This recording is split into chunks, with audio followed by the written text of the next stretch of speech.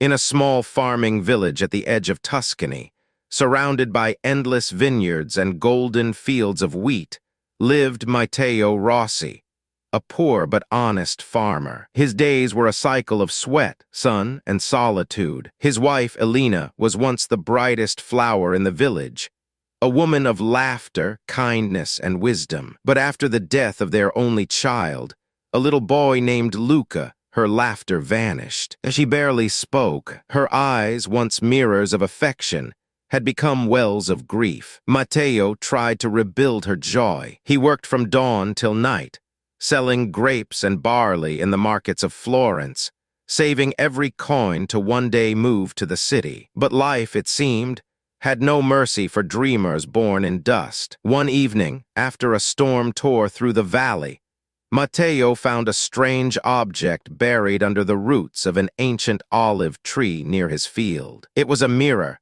framed in bronze vines and inlaid with small rubies. The glass shimmered not with sunlight, but with an inner glow, soft, silver, almost breathing. Curious, Matteo wiped off the mud and gazed into it. But what he saw was not himself. He saw another Matteo, wealthy, dressed in silks, standing beside Elena, smiling with their son Luca alive and grown. He blinked. The image remained. When he turned the mirror away, the reflection changed back to his tired, calloused face. A whisper came from the glass. In every choice, a world divides. Which Matteo will you become? That night he couldn't sleep. The mirror called to him again and again. He hid it in the barn, but he kept returning to it like a man returning to sin. He began to see many versions of himself. One where he abandoned Elena and became a ruthless merchant. One where he became a preacher. One where he was a thief, hunted, and alone. Every reflection showed a different life, some glorious, some tragic, but all shared one secret thread. Elena was never truly his forever. In each reflection, she either left, died, or deceived him. And so began the torment. As days passed, Matteo's obsession grew. He stopped going to the fields. He stopped eating. He'd lock himself in the barn, staring into the mirror, watching his other selves rise and fall. One reflection, perhaps the cruelest, showed Elena embracing another man. Matteo's blood froze. The other man was a noble from Florence, Count Alberto di Montieri, a customer Matteo once sold wine to. In the mirror's vision, Elena was smiling, radiant, whispering something into the Count's ear as they shared a glass of wine. The words were faint but clear enough. Matteo will never know. The mirror hides what hearts refuse to see. Rage seized him. He shattered a nearby bottle, his breath trembling. Could this be true, or was the mirror lying? That night, he confronted Elena. "Tell me," he said in a low, trembling voice, "do you still love me?" Her eyes watered, but she nodded. "Matteo, you're my life. Why do you ask?" But Matteo saw the flicker of guilt, or was it confusion, in her eyes, and his faith cracked. Days later, while delivering grain to town, he followed her instead of going to the market. He watched her meet the Count at the chapel steps. Their talk was brief, but their eyes, those eyes, were full of memories Matteo couldn't bear to imagine. He returned home in silence, the mirror burning in his mind. That night the glass glowed again, showing yet another world.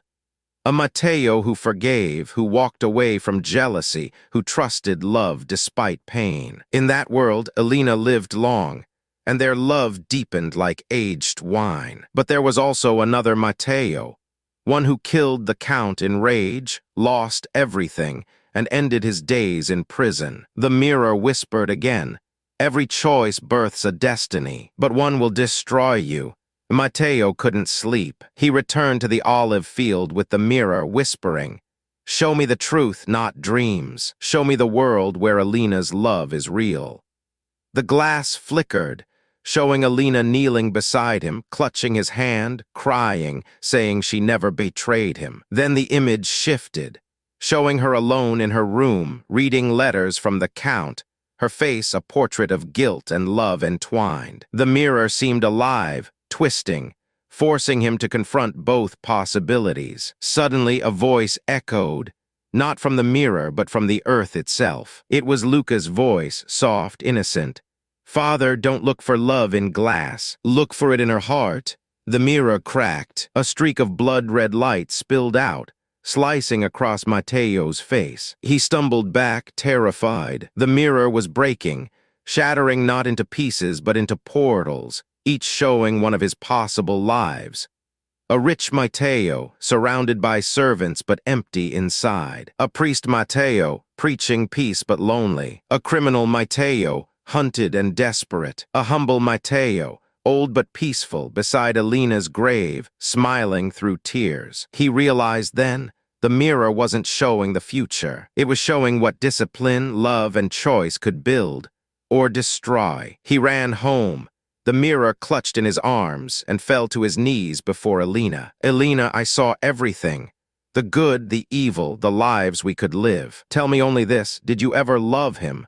Tears streamed down her face. "Yes," she whispered, "once, before you. But after Luca died, I thought I lost you too. I only spoke to him to sell our wine, to pay for medicine for your father. I never betrayed you, Matteo, not with body, not with soul."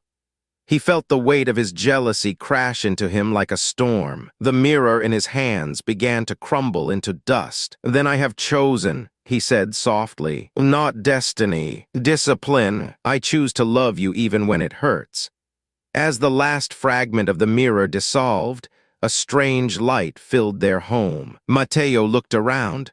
The walls brighter, the air sweeter. In that moment, the curse broke. The mirror's power was gone, but something far greater was born. Truth. Years passed. The vineyards flourished. Alina laughed again, and though they never had another child, they adopted orphans from nearby villages, raising them as their own. Matteo became known not as a poor farmer, but as the man who chose his reflection.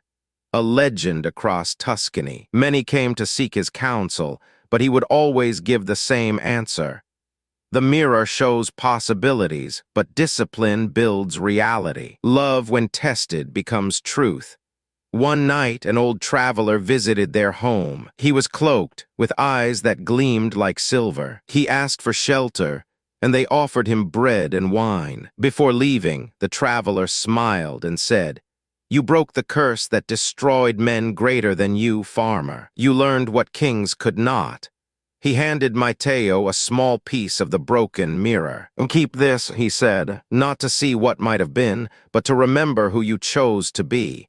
And with that, he vanished. Decades later, when Matteo and Alina were old and gray, he hung the fragment of the mirror above their bed. It no longer glowed, but if one looked closely, they could still see faint shadows moving inside it. Matteo often smiled at it and whispered, "Thank you for teaching me that every reflection is a test of the heart." When he died, the villagers said they saw a shimmer of light pass through the olive fields that night, like a soul released from every possible life, finally at peace. 1. Destiny is not written by fate, but by choice. Every reflection of life begins with a decision. Discipline decides which one becomes reality. 2. Love tested by pain becomes eternal. It's easy to love when things are easy.